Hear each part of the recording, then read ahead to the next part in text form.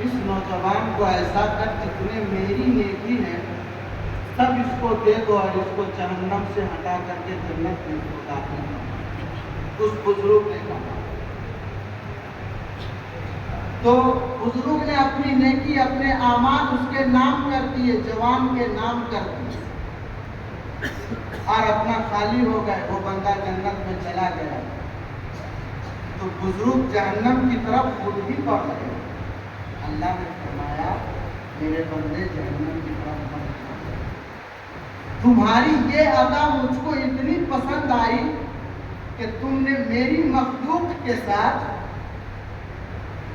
ایک اچھا عمل کیا ہے کہ مجھ کو اتنا پسند آیا کہ جتنے اعمال تیرے تھے اس کے دوگنے میں نے کر دیا ہے، اور میری رحمت یہ کہہ رہی ہے کہ تم اب خوش ہو کر کے جنت میں داخل ہو۔ مخلوق کے ساتھ، اللہ کے بندوں کے ساتھ سیلا نرمی اور تکلیف دینے سے محفوظ رہے۔ جب جوانی کے عالم میں بندہ ہوتا ہے اس سے گناہ بھی بہت ہوتے ہیں اور وسوسہ بھی دلوں میں بہت زیادہ آتے ہیں۔ شیطان سب سے زیادہ کسی پر حملہ کرتا ہے تو وہ نسل نوجوان کہ اس پر شیطان کا سب سے زیادہ حملہ ہوتا ہے کہ جوان شباب میں ہوتا ہے، اس کی ہر چیز تازی ہوتی ہے، لیکن اللہ تبارک و تعالیٰ نے حضور سے کسی نے پوچھا کہ اللہ کے رسول صلی اللہ علیہ وسلم ذرا بتائیے اللہ کا سب سے زیادہ نیک بندہ کون؟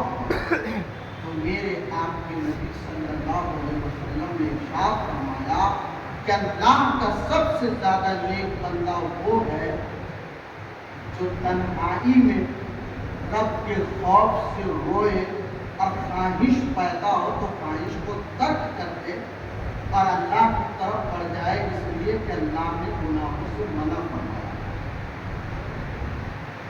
اور فرمایا کہ اگر کوئی نوجوان کے اندر یہ بات آ جائے کہ اللہ کے خوف سے روئے، آنسو بہائے، تو اللہ اس کو اتنا پسند فرماتا ہے کہ میدان محشر میں اس کو اپنے عرش کا سایہ آتا ہے، جس وقت کوئی سایہ ہی نہیں، جس وقت کوئی دیکھنے والا ہی نہیں ہوتا۔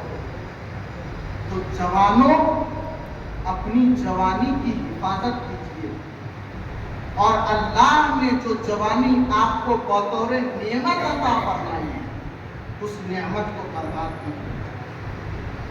ایک روایت میں آتا ہے کہ حضرت عمر فاروق جلیل القدر صاحب عمر بن خطاب رضی اللہ تعالیٰ عنہ کے زمانے میں ایک نوجوان تھا، روزانہ مسجد کی طرف نماز پڑھنے کے لیے جاتا تھا۔ ایک حسین و جمیل خوبصورت لڑکی راہ پر کھڑی رہتی اور وہ نوجوان اس کو بھی دیکھتا، وہ اس کو دیکھتا، لیکن نوجوان کا دل اس کی طرف مائل نہیں ہوتا، اس کو پسند نہیں کرتا۔ ایک دن اس لڑکی نے محبت کی دعوت دی اور اس کو پکڑ کر کے اپنے گھر لے گیا، خواہش کا اظہار کیا۔ جوان جیسے ہی اس کی بولی سنے، جوان بے ہوشی کے عالم میں گر گئے، زمین پر آ گئے۔ یا اللہ، ایسا کیسے ہو سکتا ہے؟ جوان کے اندر خوف خدا تھا، ایسا کیسے ہو سکتا ہے؟ وہ بندہ بے ہوشی میں گر گیا، وہ لڑکی رات میں اس کو اٹھا کر کے اس کے گھر پر پہنچا دی۔ جب صبح ہوئی، بندہ وہ نوجوان اس بات کو یاد کر کے، اس وقت تو بے ہوشی میں گرا تھا، اس بات کو یاد کیا اور خوف خدا کو یاد کیا۔ اس دوبارہ جو گرا اس کی روح پرواز انتقال کر گیا۔ اس کے والد گرامی بڑے نیک آدمی تھے، رات ہی نے غسل دیا، کفن و کفن کر دیا۔ حضرت عمر فاروق نے فجر کی نماز پڑھائی اور فرمایا کہ ایک میرا مقتدی نماز پڑھنے کے لیے آتا تھا، وہ آج نہیں آیا، کہاں چلا گیا؟ تو صبح ہوئی تو لوگ ان کی خبر گیری کے لیے حضرت عمر فاروق بھی وہاں پہنچے اور ساتھ میں کچھ مقتدی حضرات بھی جو وہاں گئے خبر گیری کے لیے۔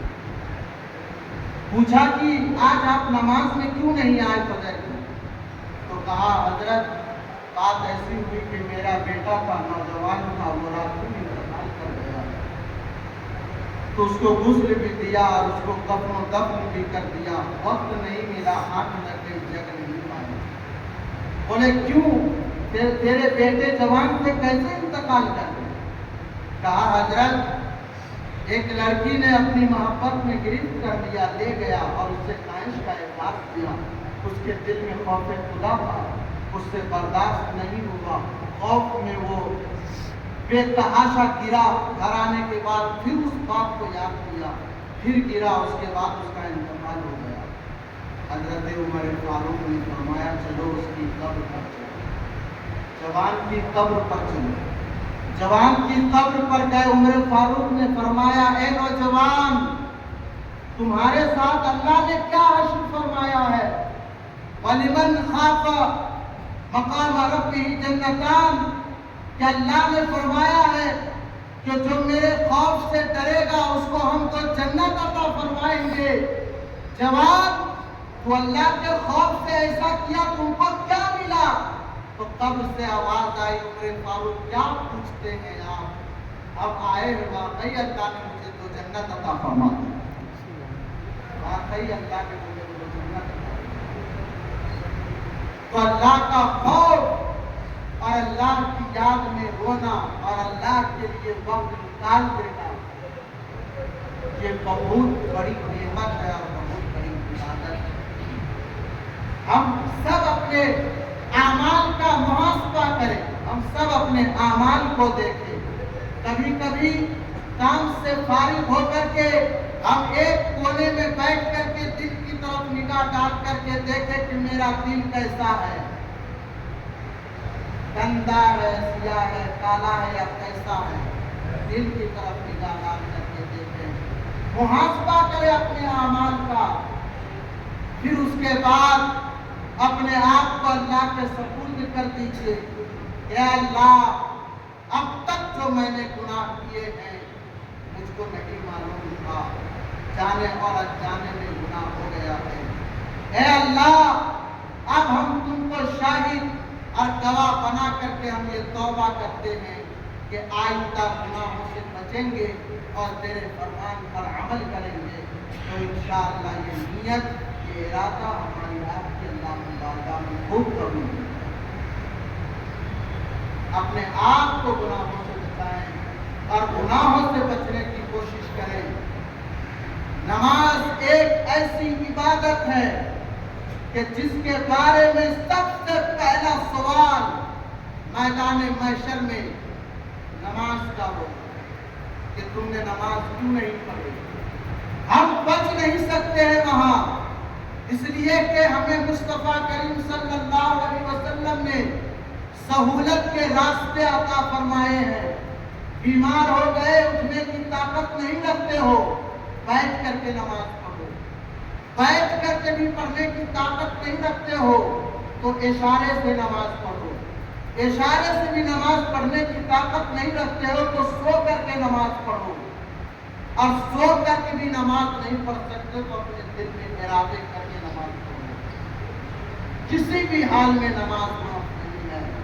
آپ چاہے جو بھی ہیلا بنا لے، بہانہ بنا لے کہ ہمیں یہ کام ہے، وہ کام ہے، میدان محشر میں آپ بچ نہیں سکتے۔ وہاں تو سوال ہوگا اور جواب دینا ہے، ہاں یا نہیں، کہ وہاں پہ اتنی ہی چلنے والی ہے، وہاں تو آپ کو ہمیں اتنا ہی جواب دینا ہے۔ اس لیے اپنے اعمال کی سچائی اور اپنے اعمال کی اچھائی کی کوشش کرے اور گناہوں سے بچے، تنہائی میں خدا سے ڈرنے کی کوشش کرے۔